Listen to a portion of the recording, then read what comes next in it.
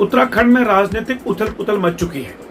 कांग्रेस के टुकड़े होने वाले हैं, कयासों के बाजार गर्म है। साथ में ये भी कहा जा रहा है कि भाजपा के भी टुकड़े होने वाले हैं। कयासों के बाजार में एक और हांडी चढ़ा दी है वहां की मीडिया ने।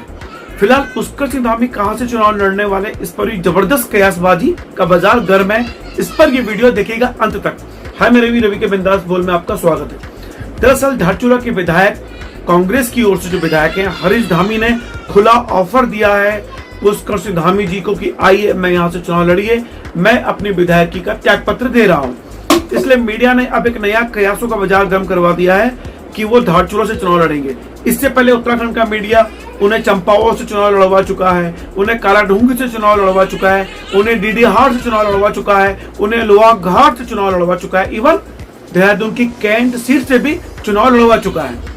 यानी कि जितनी भी 17 विधानसभा सीटें हैं, हर सीट से बारी बारी चुनाव लड़वाने की कोशिशें की जा रही हैं उत्तराखंड के मीडिया द्वारा। लेकिन सबसे सटीक खबर हमारे पास है कि पुष्कर सिंह धामी चुनाव कहां से लड़ने वाले हैं। मैं आपको बता दूं कि पुष्कर सिंह धामी ऐसे मुख्यमंत्री हैं जो मैदानी क्षेत्र का लोभ नहीं छोड़ पा रहे हैं और मैदानी क्षेत्र की सीट से चुनाव लड़ने की फिराक में हैं। हालांकि चंपावत के विधायक कैलाश गहतोड़ी जी ने स्पष्ट कह दिया है कि मैं आपके लिए सीट खाली करने को तैयार हूं। इवन हरीश धामी जी ने भी कह दिया, जो कांग्रेस की ओर से विधायक हैं, और भाजपा यही चाहती थी कि भाजपा की अपनी कोई सीट खाली ना हो, कांग्रेस की सीट खाली हो। हरीश धामी ने खुला ऑफर दे दिया है। उसके बावजूद पुष्कर सिंह धामी वहां से चुनाव नहीं लड़ना चाहते हैं।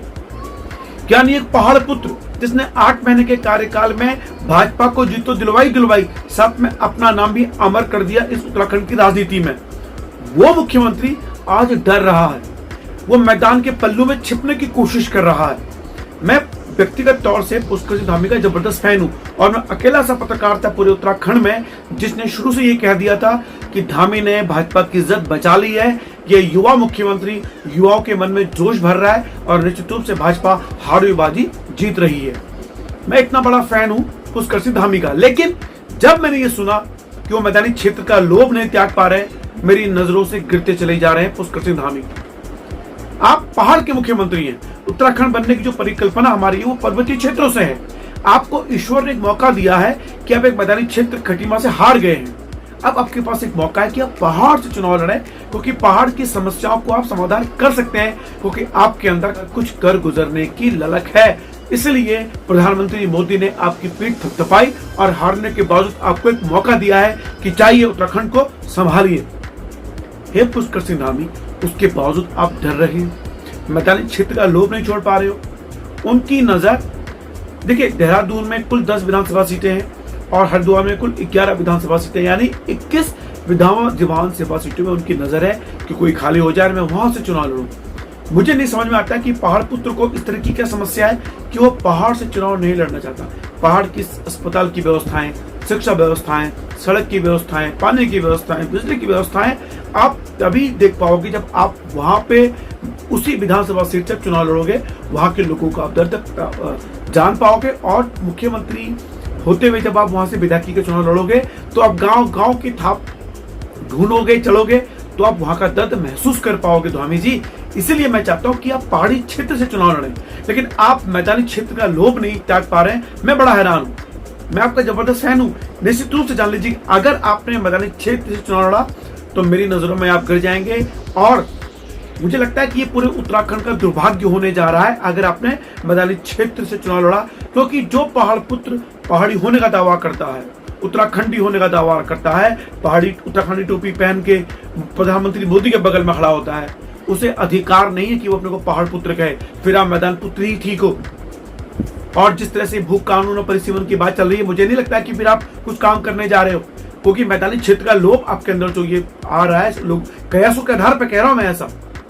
अगर वास्तव में आप मैदान की तरफ लड़ने की कोशिश कर रहे हैं तो धामी जी पहाड़ पुत्र बनिए, एक ठेठ उत्तराखंडी बनिए।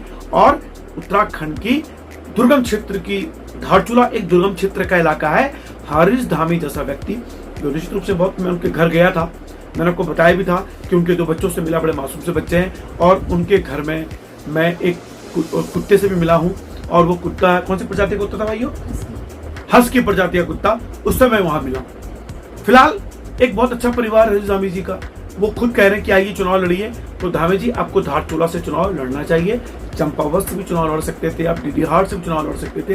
यानी मैदानी क्षेत्र का लालच छोड़िए, पहाड़ से चुनाव लड़िए। अब मैं बात करता हूं कि कुछ सेकंडों की, हालांकि इस पर वीडियो मैं फिर कभी और बनाऊंगा।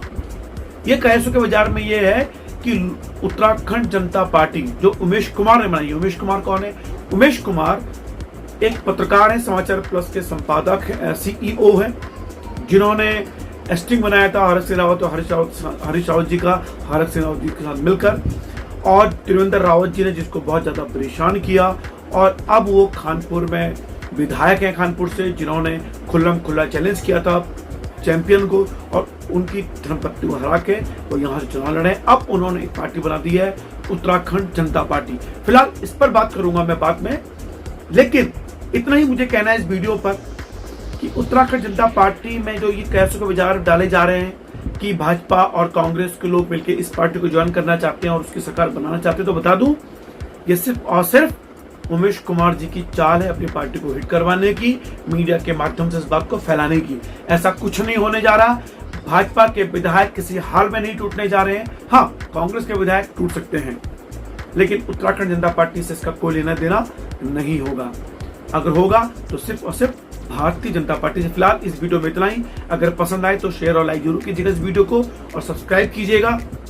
जहां तक मुझे अभी तक जो सूचनाएं हैं उसके हिसाब से पुष्कर सिंह धामी मैदान से चुनाव लड़ रहे हैं, क्योंकि मैदान का लोग वो नहीं त्याग पा रहे हैं। मेरी दिल इच्छा है कि वो पहाड़ी क्षेत्र से चुनाव लड़े, चाहे वो चंपावत हो, डीडीहाट हो, लोहाघाट हो, पौड़ी गढ़वाल का कोई इलाका हो, टिहरी गढ़वाल का कोई इलाका हो, लेकिन लड़ना उनको पहाड़ से चाहिए।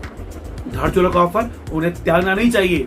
हरीश धामी जी को साधुवाद जो खुला ऑफर दे रहे हैं। देखते हैं कि कितने पहाड़ पुत्र हैं हमारे पुष्कर सिंह धामी जी। फिलहाल इस वीडियो में इतना ही। रवि के बिंदास बोल देखते रहिए।